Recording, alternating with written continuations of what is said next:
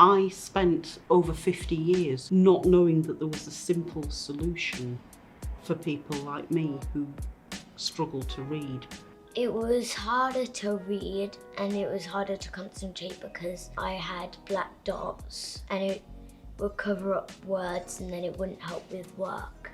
Is your child having difficulties reading? Do they struggle decoding phonics? Does your child often mix words or misspell words, or even miss out commas and full stops when they read? If the answer is yes to any of these questions, then this video may be of help to you.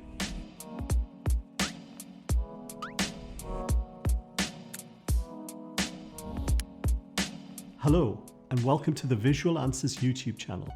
My name is Mohammed Bajami, lead optometrist and managing director of Visual Answers Opticians. I've been practicing optometry for the past 30 years, specializing in visual processing disorders. Today, I'm going to be clarifying some definitions regarding dyslexia and a lesser but more common condition called visual stress. This is a condition that can affect up to 15% of an average sized classroom. I'm also going to be providing you with the key signs and symptoms that you as a parent need to look for when you suspect your child's reading is not how it should be. And thereafter, I'm going to give you the steps that you can take to help your child. So let's start with the term dyslexia. This can be described as a complex language-based learning difficulty that normally involves issues with identifying, sequencing and decoding phonics, resulting in challenges with reading. Now, this definition covers the most common form of dyslexia, but there are two other forms of dyslexia too. The second form is where there is a difficulty in the speed of reading and processing of words after the brain has actually decoded them. The third form is one that impacts a person's visual memory and therefore their ability to memorize or recall the accepted spelling of a word. Now, all three forms of dyslexia can overlap with each other and can also include other processing issues which are not strictly dyslexia, such as dyscalculia, dysgraphia, and left-right disorder. There's also a condition called dyspraxia, which may outwardly look very similar to the signs and symptoms of dyslexia, but more accurately, we could describe that as a visuospatial disorder, resulting in coordination and balance issues, and some individual being prone to bumps, minor accidents, even injury. Dyspraxia is normally associated with a range of autistic spectral disorders, and that spectrum includes conditions like ADD and ADHD. The formal diagnosis of any specific learning difficulty, or a combination of those mentioned, is normally carried out following an assessment by an educational psychologist. Now, the impact of dyslexia and its possible effects, apart from reading, writing, and academic issues, can also raise difficulties with personal, organizational skills, concentration, planning, prioritization, as well as a number of personal, emotional, and social challenges, both to the individual themselves, but even the individual's family. The condition makes children and adults more susceptible to self-image, self-esteem, and confidence issues, as well as often having a lower tolerance to frustration, anxiety, and even stress on many occasions. With all this in mind, to properly diagnose and then optimize the treatment of the symptoms of dyslexia, ideally an early diagnosis and a multifaceted approach is normally the most successful way. And this may not just include or involve an educational psychologist, but also optometric intervention, specialist learning support, and possibly medical intervention too. In addition to dyslexia, there is a condition called visual stress, which can be described as the difficulty or discomfort when reading and is thought to be due to pattern glare issues. This condition is also known as Mears Island syndrome, and it has a number of other different names. It's associated with dyslexia in approximately 50% of individuals, but it can also be present when there's absolutely no dyslexia too. In a classroom of 30 children, 4 to 5 may well have some symptoms of visual stress, So it's vital for parents and teachers to be aware of the signs and symptoms. These include difficulty breaking down words into syllables, slow writing speeds, especially when copying, excessive rubbing of the eyes, losing place when reading, fatigue and headaches, especially when reading or on a computer, concentration issues or a lack of concentration, a reluctance to read aloud, reversing small letters, B's and D's, and missing out small words, including full stops and commas, during reading, and misspelling relatively simple words. And finally, being hypersensitive to light and to glare.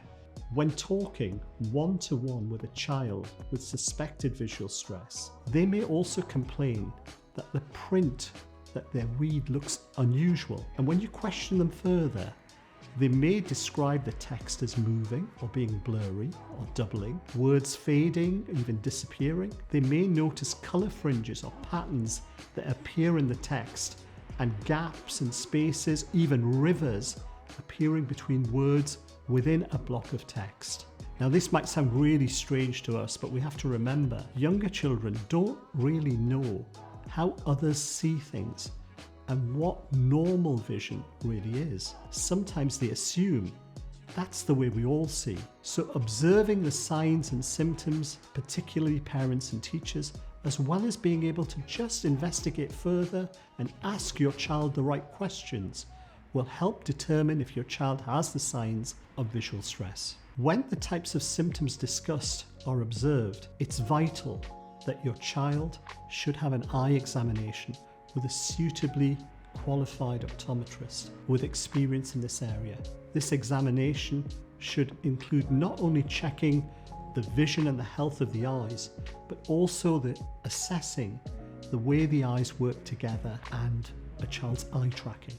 Sometimes prescribing an appropriate course of eye exercises or glasses can help reduce or even completely alleviate many of these symptoms. There is also some evidence that the use of coloured overlays and coloured glasses with precision tinted lenses prescribed using an instrument known as a colorimeter may also help further.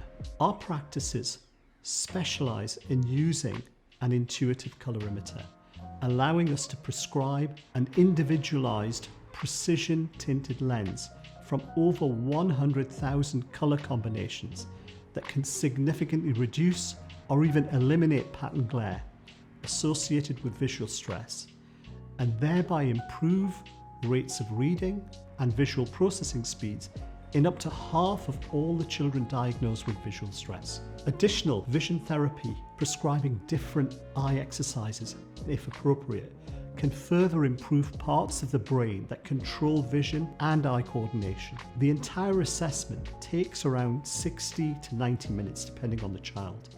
Our goal at Visual Answers is always to help your child achieve clear, comfortable vision and reduce eye strain and visual stress, which can act as an impediment to reading and learning, as 80% of your child's learning at school comes through their eyes. We work closely with schools, colleges, learning support coordinators, private tutors, as well as educational psychologists.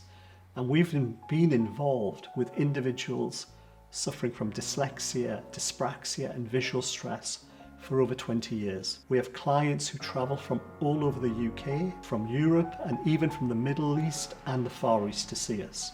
Now, have a listen to Ruth and Xanthi, two long-standing patients of ours, just to see how the treatment of visual stress has benefited them in their day-to-day lives. My name's Vanessa Glynn, and Xanthi is my daughter, and I'm a teacher in a secondary school in Leicester.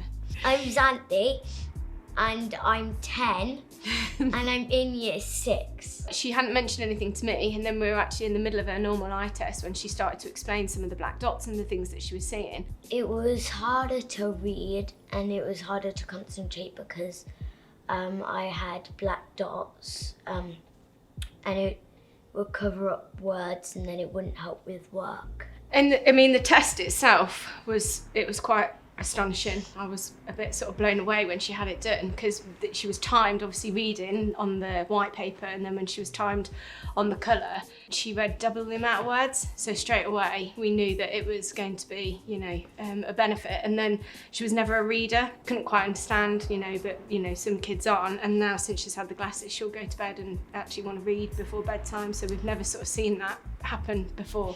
Being in secondary school, we obviously have to print a lot of work out on different colours. The benefit of the glasses for me is that obviously the tinted overlays are brilliant, but having it actually in the glasses means that all the time, board work and everything, you're not relying on anyone to have to prepare the sheets beforehand. Colour lenses make reading and work a lot easier.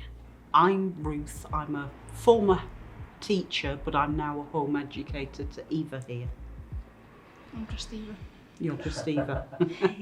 Many years ago, a colleague, when I was teaching, noticed that I would sometimes write letters backwards, and she said, "Do you think you might be dyslexic?" And over the years I've realised that I'm dyslexic, so I was looking out for it for Eva, and I noticed when we were reading there were similar problems that came up for Eva as came up with me.